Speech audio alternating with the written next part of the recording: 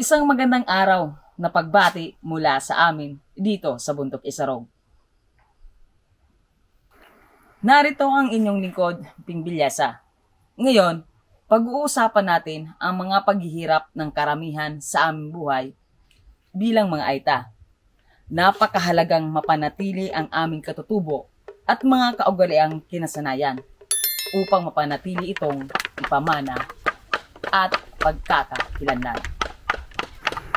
Gayon din, upang kilalanin ang kahalagahan nitong mga katutubong kaugalian na siyang naghubog ng ating mga komunidad. Ang mga kultural na halaga at tradisyon na ito ay dapat pahalagahan. Para sa amin, mga tabang nung agta, itong Bundok Isarog ang aming tirahan. Dito ipinanganak ang ating mga ninuno hanggang sa ngayong mga henerasyon. Nasiyahan kami sa kagandahan at kasaganahan ng bundok na ito. Yung malayang pangangaso ng mga ligaw na hayop, bungang kahoy, gulay, malinaw na batis at talon, at ang pinangkakagalingan ng aming talungan.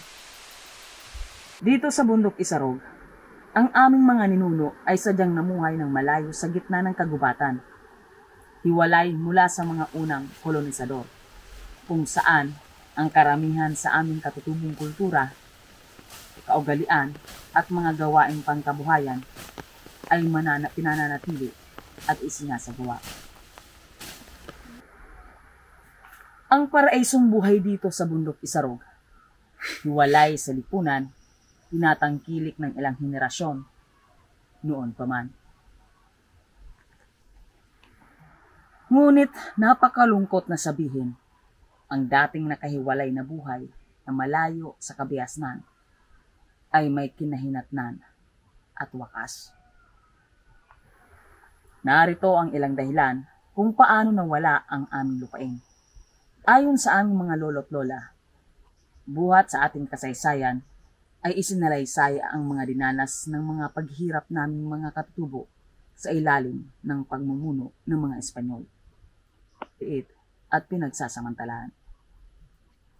Kinakailangan nilang magsaka hindi lamang para sa kanilang mga pamilya, kundi napilitan silang magbigay ng malaking bahagi ng kanilang ani sa mga opisyal. Sa paglipas ng panahon, may mga hindi kilalang personalidad na basta na lamang dumating. May mga dokumento ipinapakita sa mga katutubo na nagpapatunay ng pag-aari ng mga lupain at kanilang inaangkin. Ang aming mga ninuno ay sapat ng ipinagpapalit ang kanilang lupain. Bayad ang isang itak. Para sa aming mga lalaking Aita, ang isang malaking itak ay laging nakatali sa baywang. Ito ay nangangahulugan at katumbas ng seguridad at kaligtasan sa loob ng kagubatan. Ang itak sa amin ay buhay. Ang iba naman ay pinagpalit ang lupain para lang sa tabako na mahalaga para sa aming pagnanganga. Ang pag-aari ng lupain ay karaniwang ginagamit para sa ipagpalit ng anumang pangangailangan o bilang katibayan upang makuha ang anumang hinahangad.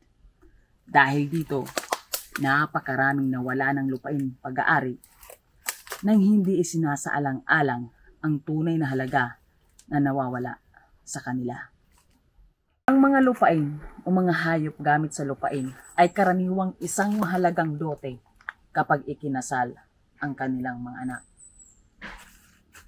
Ang aming mga ninuno na likas na nagpapakumbaba at mahiyain ay inosente, walang magawa, walang alam, hindi marunong bumasa o sumulat o makipagsagutan. Wala silang alam kung gaano kahalaga ang lupa. Isa sanang yaman. Subalit na lamang inaangkin at isinasanasakop sa kanila. Ang pagkawala ng kanilang ari-arian sa pamamagitan ng dahas ay humahantong sa takot, kaya't napipilitan silang umalis at maglilipat. Kanilang paglilipat sa panibagong kapaligiran ay biglaan at dinaan sa pamamagitan ng lakas. Ang bagong kapaligiran ay makapagbabago at isa ito sa mga dahilan ng pagkasira ng katutubong kaugalian at gawi sa pamumuhay. Ito ang pinakaugat na dahilan kung bakit at gaano unti-unting naglaho at nakalimutan ang aming pagkakakilanlan at kultura. Ang pinakamalaking suliranin ng karamihan sa aming mga katutubo ngayon ay ang pagiging mangmang. Hindi makabasa at sumulat, walang lupa, laging pag-alagala, ay hindi madali ang pagkakataong mabuhay na nauuwi sa kahirapan. Ang mga magulang na kulang sa kaalaman ay isang mabigat dahil hindi sila makakuha ng magandang trabaho para masuportahan kahit ang pangunahing pangangailangan ng kanilang pamilya na mauuwi sa pagkagutom. Karaniwan sa mga pamilyang naninirahan sa malayo at liblib na lugar ay hindi nabibigyan ng pagkakataon ng mabuting edukasyon dahil sa kalayuan sa mga paaralan. Dahil sa kamangmangan ng karamihan sa aming mga aitas, ay patuloy pa rin ang dating kaugalian tulad ng maagang pag-aasawa. Walang alam sa buhay kung paano magtatag ng pamilya o imulat man lamang ng mga nakatatanda. Dahil hindi marunong bumasa at sumulat, karamihan sa amin ay nabubuhay ng nakahiwalay dahil sa mabababang pagpapahalaga sa sarili at hiya. Gayon din, dahilan kung mayroon pa sa aming biktima ng pang-aapi at panlilindang. Bilang manggagawang mangmang, karaniwang sila ay kasama sa mga murang manggagawa na tumatanggap ng mabababang kita at mas malamang walang trabaho. Ang maagang pag-aasawa sa buhay ng mga kabataang Aita ay karaniwan. Hindi sila handa at walang alam sa mga tungkulin sa pamilya. Ang pagbubuntis ay walang pagtitimpi o nakaplano. Ang mga bata ay lumaki ng hindi sapat ang pagkain. Hindi malinis na sambahayan. Walang alam sa tama at malusog na pagkain ng pamilya. At ang nakakaiyak ay ang biglaang pagkasira ng pamilya. Sa paaralan, ang mga batang gutom ay hindi makapagtutok sa kanilang mga aralin. Kabilang sa kanilang mga dahilan ng pagliban ay gutom, malayo sa bahay sa paaralan, at kahit bahagyang pag-ulan. Sa bahay, ang mga bata ay naiwang mag-isa na walang tulong ng mga magulang sa kanilang gawaing bahay. Ang mga batang may mahinang pundasyon sa pagbabasa bago pumasok sa formal na pag-aaral ay mas malamang na may hirapan sa iba't ibang asignatura at dahilang huminto sa pag-aaral. Malamang, itong buhay ay paulit-ulit lamang buhat sa dating henerasyon na umiral mula sa murang manggagawang bukid bilang magulang ng 6 o higit pang mga bata. Ang karaniwang pinagkukunan ng kita ng mga Aita, karamihan sa kanila ay kumikita mula sa mga bayad bilang manggagawa sa mga bukirin upang matustusan ang kanilang pang-araw-araw na pangangailangan. Sila ay may kaalaman at nagsasagawa ng tradisyonal na pagsasaka at pag-aalaga ng hayop. Mga karaniwang problema na pumipigil sa kanilang pang-unlad sa buhay. Mahinang kalusugan at nutrisyon ng kanilang mga anak sa paaralan. Hindi sapat na pinagkukunan ng maiinom na tubig, pati na rin ang supply ng gamot. Bagamat ang pamumuhay sa malalayong lugar ay nangangahulugan ng mapayapang buhay, gayunpaman, ito ay isang problema para sa kanilang mga anak na mag-aaral na lumiban sa pag-aaral. Ang komunikasyon ay isa ring alalahanin dito. Ito ay nauugnay sa mga komunidad sa isa't isa sa oras ng pangangailangan. Ang koneksyon ng Wi-Fi ay bihira sa mga malalayong lugar. Kahirapan sa pagtitinda ng mga ani, hindi sapat na kapital upang magtanim ng mas malawak na lugar, at ang biglaang pagbaba ng presyo ng mga produkto sa baryo dahil sa masaganang supply sa pamilihan.